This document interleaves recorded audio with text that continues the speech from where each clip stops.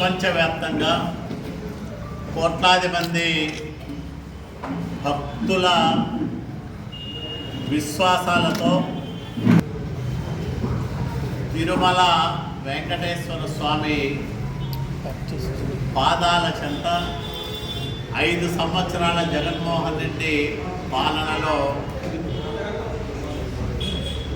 అనేక రకాల పాపాలు జరిగాయి. స్వామి పైన విశ్వాసం లేని వాళ్ళని,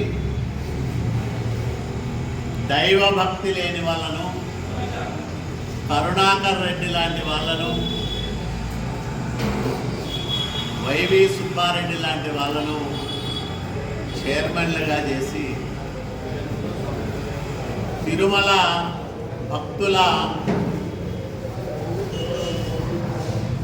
మనస్సులను విపరీతంగా గాయపరిచాడు జగన్మోహన్ రెడ్డి.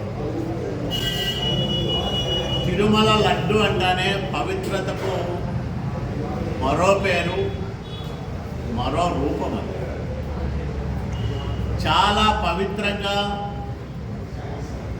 తీసుకునే ఆ లడ్డూను కల్తీ చేసి నాసిరకంగా మార్చి సైజు తగ్గించి భక్తుల మనోభావాలను దెబ్బతీశారు వైసీపీ నాయకులు. ఈరోజు ప్రత్యేక దర్యాప్తు బృందం చాలా స్పష్టమైన ఫైండింగ్స్ ఇచ్చింది.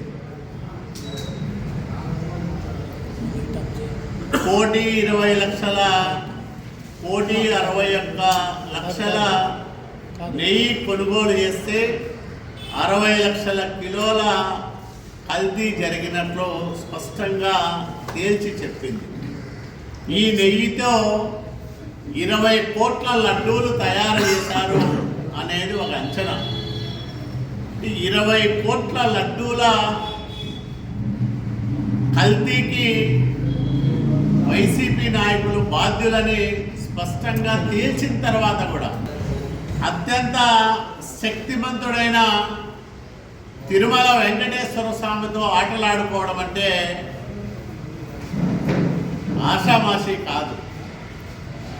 ఒకటి, తిరుమల దేవుడితో ఆటలాడుకున్న వైసీపీ నాయకులను చట్ట ప్రకారం శిక్షించాలని మేము కోరుతా ఉన్నాం. వైసీపీ నాయకులకు 12,55,00,000 రూపాయలు భరత్ భాయ్ ఠాకూర్ అనే హవాలా ఏజెంట్ ద్వారా, దువ్వాడ అపూర్వ ద్వారా వైసీపీ పెద్దలకు అందిందనేది కూడా నిగ్గుదేలైన నిజం. ఇంకా బుకాయిస్తూ ఉండడం ఆత్మహత్య సదృశ్యం.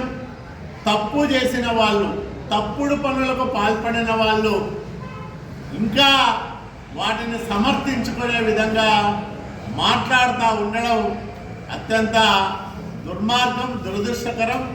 కాబట్టి ఈ తిరుమల లడ్డూలకు ఉపయోగించిన నెయ్యి కల్తీకి బాధ్యులైన వాళ్ళను కఠినంగా దండించాలని మేము భక్తుల ద్వారా ప్రభుత్వానికి విజ్ఞప్తి చేస్తా ఉన్నాం.